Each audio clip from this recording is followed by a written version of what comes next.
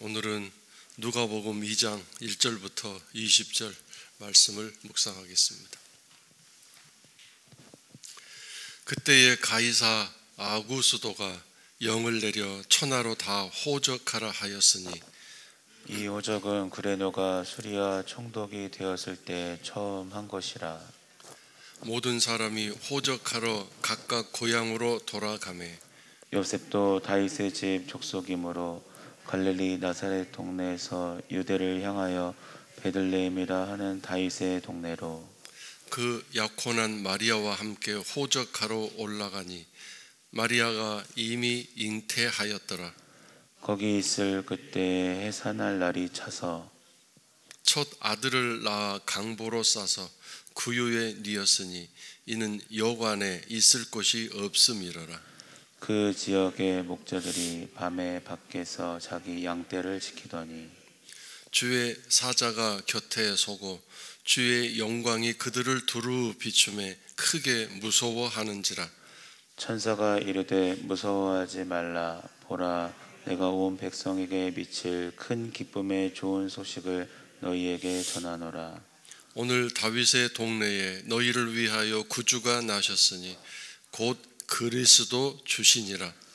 너희가 가서 강보에 쌓여 구유에 누워 있는 아기를 보리니 이것이 너희에게 표적이니라 하더니 호련히 수많은 천군이 그 천사와 함께 하나님을 찬송하여 이르되 지극히 높은 곳에서는 하나님께 영광이요 땅에서는 하나님이 기뻐하신 사람들 중에 평화로다 하니라.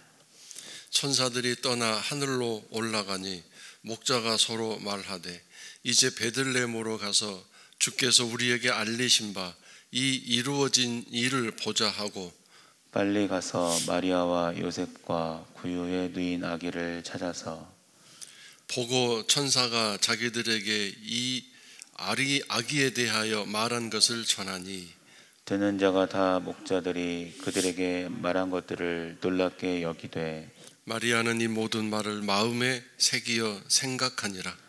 목자들은 자기들에게 이르던 바와 같이 듣고 본 그 모든 것으로 인하여 하나님께 영광을 돌리고 찬송하며 돌아가니라. 아멘.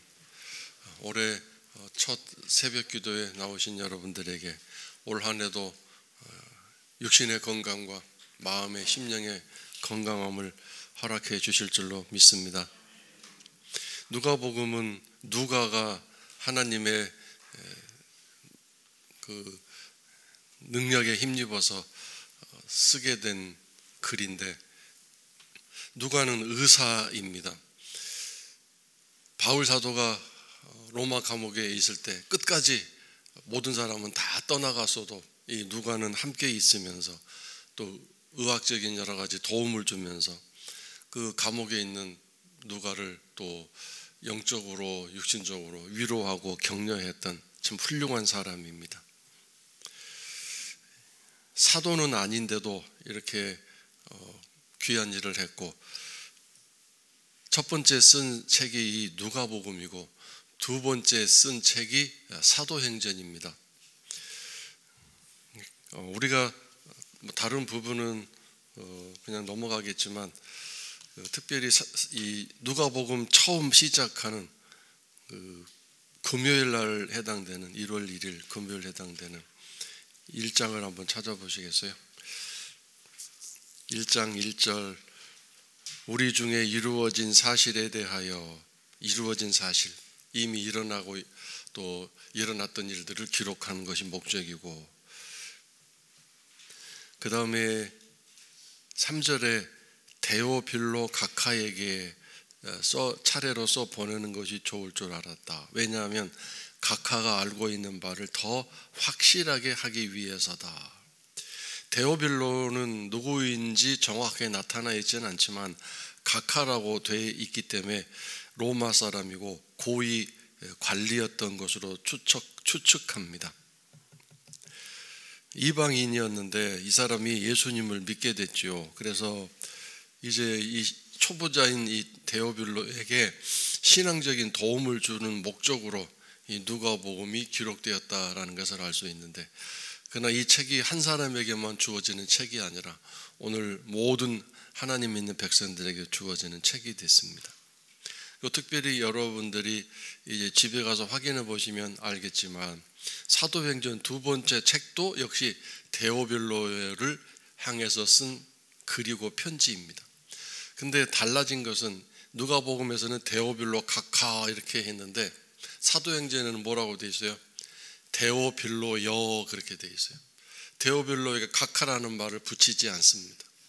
이미 그것은 데오빌로가 예수님을 제대로 만나고 낮아지고 겸손해지고 또 이 누가와 친구처럼 지내는 그런 심령의 겸손함이 이루어졌기 때문에 누가가 이제 편지를 보낼 때 더 이제 신앙적으로 도움을 주기 위해 편지를 보낼 때 그때는 각하라는 말이 필요 없이 데오빌로여라고 이렇게 부를 수 있는 그런 좋은 관계가 된 것이죠. 예수 그리스도를 믿게 되면 사람이 겸손해지고 온유해지고 또 이렇게 관용을 베푸는 성품이 변화된다는 것을 확실하게 알 수 있습니다.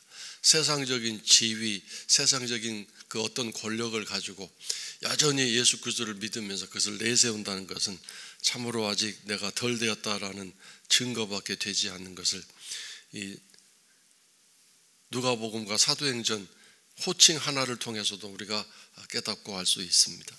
자, 다시 이제 오늘 말씀으로 넘어가겠는데 예수님이 탄생할 때의 이야기가 기록되어 있습니다.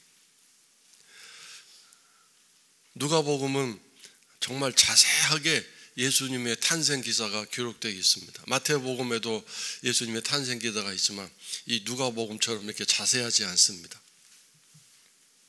그것은 앞에서 말한 것처럼 이 이방인인 이 데오빌로에게 너무도 분명한 이 땅에 오신 예수님에 관한 일을 자세하게 알려주기 위해서 이렇게 또 의사로서의 뭔가 자세하고 세밀한 부분이 있었기 때문에 그런 것 같습니다. 그때라는 말은 앞장 1장에 나오는 세례 요한이 출생했다는 그 얘기를 말합니다. 세례 요한이 출생해서 광야에서 이제 성장하는 가운데 이제 그 무렵에 가이사 아구두스가 로마 제국의 황제이죠.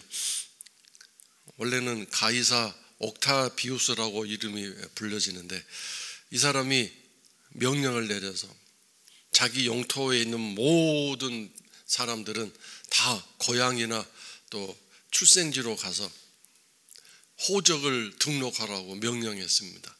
자기 영토 안에 있는 인구수를 확인하기 위한 어떤 교만함, 자만함 또 자기가 얼마나 대단한 제국의 왕인가를 확인하고 싶어서 그랬겠죠.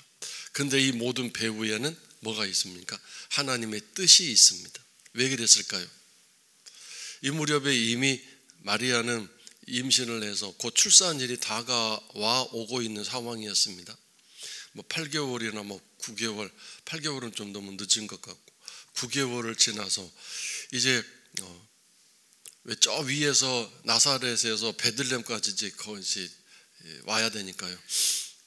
어쨌든 한 달을 남겨놓았든지 그런 임신이 곧 이제 출산이 다가온 상황이었는데 호적하라고 하는 명령이 내리지 않았으면 뭐 때문에 베들레헴으로 내려가겠습니까?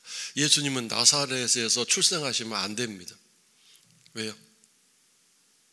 베들레헴에서 출생하셔야 되는데 그것은 성경 미가서에서 베들레헴에서 메시아가 출생한다고 예고되어 있기 때문입니다. 그래서 하나님은 베들레헴에서 출생하는 예수님의 그 예언이 맞도록 하기 위해서 이렇게 호적 명령을 내려서 어쩔 수 없이 할 수 없이 가야 하는 일이 일어나게 된 것이죠. 하나님이 미리 1년 전에 2년 전에 베들레헴으로 이사하게 만드실 수도 있는데 그러면 또 뭐가 문제가 돼요? 세상에 어느 어머니가 아이를 낳아서 구유통에 여물통에다가 아이를 눕힐 수 있는 부모가 어디 있습니까? 나는 뭐 먹고 못 입어도 내 아이는 잘해주고 싶은 게 부모 마음인데 그러면 또 그거 안 되잖아요. 낮고 천한 곳에 예수님이 이제 출생하시는 그런 시작을 해야 되기 때문에 그래서 모든 사람들이 막 이 포적하러 몰려들다 보니까 베들레헴에 도착했을 때 이미 이제 상고가 시작돼서 출산이 임박했는데, 사람들이 모든 이 숙박소에 다 가득 차 있기 때문에 아무리 지금 형편이 다급해도 출산이 임박한 이 산부에게 줄 방이 없었을 뿐만 아니라, 그 당시에 그 베들레헴에 있던 사람들이 모든 마음이 확 닫혀지는 것은 또 하나님이 하신 일일 수도 있겠습니다. 산부를 위해서 이게 방을 내주겠다는 사람도 없어서 할 수 없이 어떤 집에서 그래도 마음을 써서 우리 집에 그래도 외양간이 좀 깨끗하고 바람이 덜 들어오는데 여기서 한번 이렇게 아이를 출생하시죠라고 제공을 그나마 해서 그렇게 거기에서 아이를 낳게 된 것입니다. 그러니까 하나님께서 하시는 모든 일들을 이 예수님 탄생 기사를 보면서도 우리가 깨닫게 되고 알게 됩니다. 모든 역사를 움직이시는 하나님, 모든 세상을 움직이시는 하나님을 다시 한번 알게 되죠. 자, 그 다음에 사실은 요셉만 가면 되는데 마리아는 안 가도 돼요. 근데 이 요셉은 마리아를 데리고 가죠. 왜 그랬을까요? 물론 하나님이 배우에 이렇게 하도록 하신 거겠지만, 아이를 이렇게 배에서 임신하고 있는 이 마리아를 홀로 두고 가기가 굉장히 마음이 안 놓였던 것 같습니다. 마리아도 나는 당신과 같이 길을 떠나고 싶어요. 그래가지고 이제 마리아와 함께 길을 떠나서 저 위에 나사렛에서 밑에 베들레헴으로 내려오게 된 거죠. 근데 3절인가요? 거기 보면 4절이군요. 호적하러 올라가니라 그렇게 돼 있죠. 지형적으로는 나사렛이 위에 있고 베들레헴이 밑에 있기 때문에 내려가니라 그래야 되는데, 그 당시에 어쨌든 수도가 예루살렘이었기 때문에 예루살렘 쪽을 향해서 위에 있든지 어디에 있든지 올라간다라고 표현하는 거죠. 그래서 이제 예루살렘 방향으로 올라갑니다. 사실은 지형적으로는 내려가는 상황인데,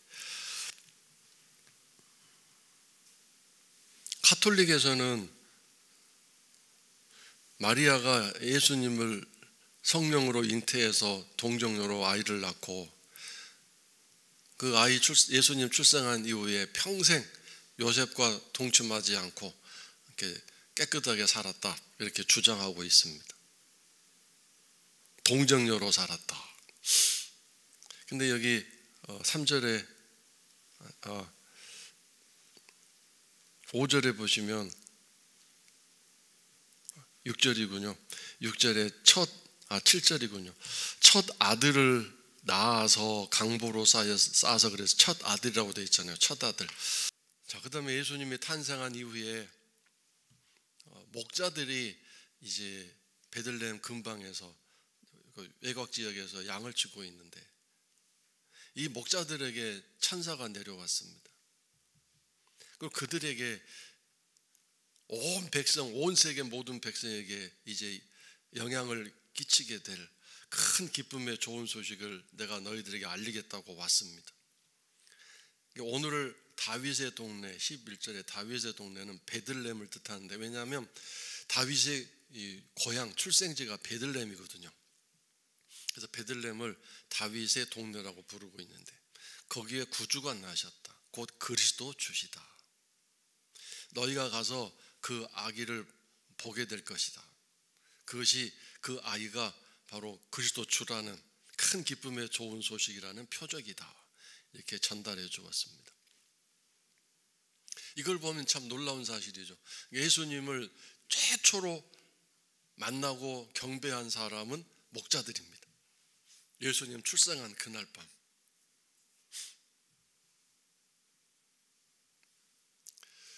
왜 하나님은 목자들에게 이러한 소식을 전했을까요? 두 가지로 추측해 볼 수 있는데, 한 가지는 그 밤중에 깨어 있는 사람은 목자들이었기 때문일 것입니다. 두 번째로, 이 소식을 전달하면 곧바로 받아들이고 가서 경배할 뭔가 마음, 이 심성이 아주 좋은 사람이었기 때문에 이런 소식을 전했을 것입니다. 그래서 오늘도 깨어있는 마음, 심령, 즉 심령이 준비되어 있는 사람, 말씀하면 그 말씀 그대로 순종할 사람, 이 사람에게 하나님은 말씀하시고 복을 주시고 또 갈 길을 인도하시고 구원을 해주시는 은혜를 너무도 즐겁게 베푸시는 것이라는 것을 깨닫습니다. 그래서 오늘도 우리가 마음이 준비되어야 되고, 우리 마음을 하나님께 드려서 이 마음을 하나님이 받으시고 거기에 말씀으로 채워주시고 우리의 마음을 치유해 주시고 만져주시는 그런 은혜를 받아야 되지 않겠습니까? 이 소식을 전하는데 갑자기, 이 호련이라는 말은 갑자기죠. 수많은 천사들인데 천사들을 천군이라고 표현했어요. 하늘나라 군대. 그러니까 뭔가 그냥 천사가 아니라 군사 모양으로, 군대 모양으로 나타난 합창단이죠. 그러니까 뭔가 군대적인 어떤 조직이나 질서 이런 모습들이 있는 것처럼 수많은 하늘나라 천사들이 군대 모습으로 나타나서, 그다음에 그 소식을 전하러 온 천사와 함께 하나님을 찬송했습니다. 찬송의 내용은 14절에 있습니다. 예수님 이 땅에 오심으로 하나님께는 영광이 되고 우리 사람들에게는 평화가 일어난다. 평화. 예수님이 진실로 마음속에 삶에 함께 하시는 성도는 평화가 일어나. 평화. 싸움이 일어나지 않습니다. 갈등과 다툼이 일어나지 않습니다. 예수님이 모셔진 심령, 예수님이 모셔진 가정은 늘 평화가 있습니다. 그것이 예수님이 함께 한다는 증거입니다. 싸우고 다투고 비난하고 이런 것은 어떤 명분을 내세우든지 그것은 주님이 계신 증거가 아닌 것입니다. 성도 여러분 삶에 이 주님이 계심으로 인해서 마음에도 삶에도 가정에도 하는 모든 일에도 평화가 흘러넘치시기를 주 이름으로 축원합니다. 천사들이 이제 다 올라간 거 봤죠. 그러니까 이 목자들은 참 대단한 것을 경험하고 목격한 것 같습니다. 천사들도 보고 합창단도 노래도 듣고 이들이 이제 서로 합의를 했죠. 서로 말하되. 그래서 그 중에 한 사람이라도 삐딱한 사람이 있어가지고 야, 양을 놔두고 어디로 가냐 한다든가, 양 놔두면 누가 지켜주냐 뭐 그런 얘기를 한다든가, 야 추운데 어딜 가냐 한다든가 뭐 이런 삐딱한 얘기를 했으면 분위기가 흐려져서 안 됐을 텐데, 모두가 함께 한 마음으로 합의를 하고 또 동의가 되는 참 좋은 공동체죠. 좋은 사람들입니다. 잘 되는 교회, 잘 되는 성도들, 구역들은 이렇게 서로 뜻이 맞고 합의가 될 수 있습니다. 왜 그럴까요? 한 사람 한 사람이 예수 그리스도 안에서 예수의 사람이 되기 때문입니다. 자기 주장 강하고 자기 생각 강하고 성격 강하고 기질 강하면 이렇게 되기가 힘듭니다. 근데 예수 그리스도를 통해서 내 성품이 깎아주고 다듬어주고 온유해지고 겸손해짐으로 그 사람이 있는 곳에는 언제나 평화가 있는 일이 있는 거죠. 평화. 그래서 모두가 이제 베들레헴으로 가게 되는 거죠. 그래서 우리에게 말씀하신 이 이루어진 일을 보자 하고 거기 16절에 빨리 가서라는 단어가 또 좀 감동적이죠. 또 빨리 가서 막 달려갑니다. 그래서 이제 요셉과 구유에 놓인 마리아와 요셉, 구유에 놓인 아기를 찾아서 보고 천사가 한 말이 사실임을 깨닫고 또 천사들이 와서 자기들이 한 얘기가 이렇습니다라고 전달해주고, 그 얘기를 들었던 그 있는 사람들이 다 놀래고, 그런데 특별히 마리아는 이 모든 말을 마음에 새겼고 생각했습니다. 자, 마음에 새겼다라는 말 기억하세요? 마음에 새기다, 말씀을 새기다. 이것이 마음을 하나님께 드리는 일이라고 어제 주일날 말씀을 함께 나눴는데, 말씀을 마음에 새기는 일. 근데 우리가 참 새기지 말아야 할 걸 새겨놓고 있죠. 염려 근심을 막 마음에 새기고, 그러면 그 마음을 사탄에게 빼앗기는 일이 되는 거죠. 욕심이 마음에 새겨지면, 염려 근심이 새겨지면 뭐라고 하는 것을 알 수 있습니다. 내 마음에 사탄이 가득하구나. 아나니아 이야기를 통해서 깨달으셔야 되지 않겠습니까? 근데 내 마음, 이거 내가 어찌 할 수 없어요. 사람이 내 마음을 내 힘으로 좌우 조절하고 그러면 그건 사람이 아니라 신이죠. 그래서 내 마음을 하나님께 드려야 됩니다. 기도를 통해서 내 마음이 이렇습니다. 내 마음이 좀 이 형편이, 내 마음이 어떤지는 알 수 있을 거 아닙니까? 내 마음을 내가 들여다보면 그 마음을 하나님께 다 내어드리는 것, 하나님께 마음을 드리는 거죠. 그러면 하나님은 내 마음을 받으셔서 치유해 주시고 또 좋은 하나님의 즐거움과 기쁨으로 채워주시고 말씀을 채워주시겠죠. 마음에 새기다라는 말은 오늘 이 단어를 표현해서 확인해 보면 보물처럼 여겼다, 그런 뜻입니다. 그 말씀을 보물처럼 여겨서, 그런 뜻이, 마음에 새겼다라는 말은 그 말씀을 보물처럼 여겨서 마음 깊숙이 보관했다, 담아두었다, 그 뜻입니다. 말씀이 정말 보물처럼 여겨지면 그 말씀을 잊지 않기 위해서 그 말씀을 내 삶에 막 적용하고, 이 말씀이 내 삶에 이루어지기를 원합니다, 그런 간절함이기 때문에 그 말씀을 마음 깊숙이 잊지 않고 또 잃어버리지 않기 위해서 잘 보관하는 행동, 이것이 마음에 새기는 일입니다. 좋은 얘기네, 좋은 말씀이네, 그냥 머리에만 담아놓으면 그거 곧장 잊어버리게 될 것입니다.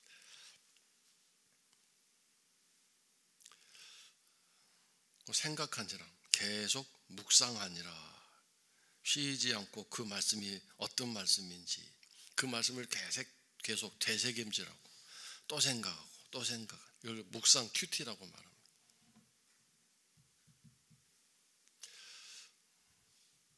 그래서 여러분, 예를 들어 마음을 드린다는 게 뭔가 곰곰이 생각해보고 또 말씀을 생각해보고 하는 것이 바로 마음을 드리는 일이죠. 여러분, 어제 주일 설교 한 번 듣고 그걸 기억할 수 있습니까? 계속 생각하셔야 돼요. 2주 한 주간 동안만큼이라도 마음을 드리는 일을 생각하시고, 내가 마음을 들여서 하나님을 찾는 신앙생활을 하기 원합니다, 이렇게 기도하고 나간다면 신앙이 계속 잘 성장할 수 있을 것입니다. 그래서 그 마음에 새기는 일, 마음을 드리는 일이 오늘 말씀과도 연결되지 않습니까?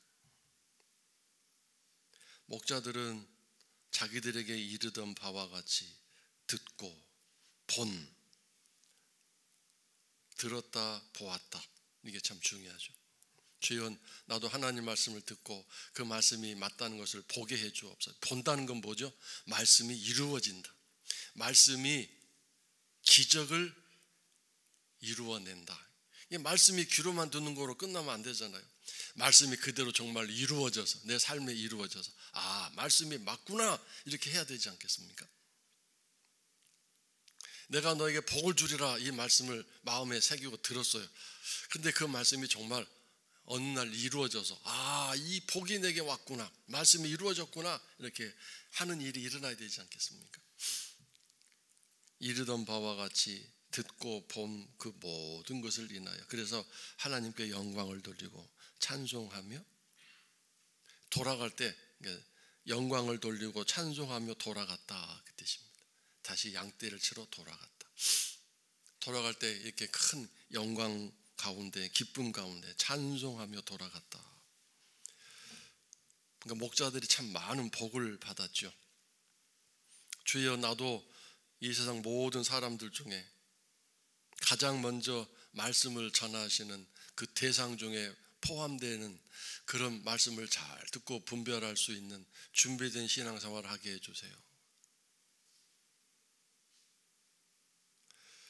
하나님이 말씀을 전하고 싶어도 준비되지 않고 들을 귀도 없고 전부 마음은 다른 데로 가 있으면 누구한테 말씀을 전할 수 있겠습니까? 하나님의 말씀을 말씀하고 싶고 말씀을 전하고 싶은 그런 준비된 심령 가지세요. 그러니까 여러분이 늘 기도하셔서 마음이 막 절망되어 있고 낙심되어 있고 분노와 막 이 섭섭함으로 가득 차 있고 어둠으로 가득 차 있으면 절대로 하나님 말씀 들려오지 않습니다. 말씀하실 수가 없어요. 그래서 늘 하나님, 제 마음 드립니다. 내 마음이 지금 삶에 힘들고 어려워서 마음이 너무 어렵습니다. 마음에 막 슬픔이 가득 차 있어요. 이 마음 빨리 가져가 주세요. 하나님 평강으로 채워주세요. 이렇게 기도하시면 우리가 살아야 할 한 걸음 한 걸음 또 인도해 주시고 가야 할 길을 보여주시는 하나님 은혜가 있을 줄로 믿습니다. 늘 마음을 하나님께 드려서 그 마음이 하늘나라가 세워지고 여러분 마음에 늘 살아있는 말씀이 충만한 그런 복된 올 한 해가 되실 수 있기를 주의 이름으로 축원합니다.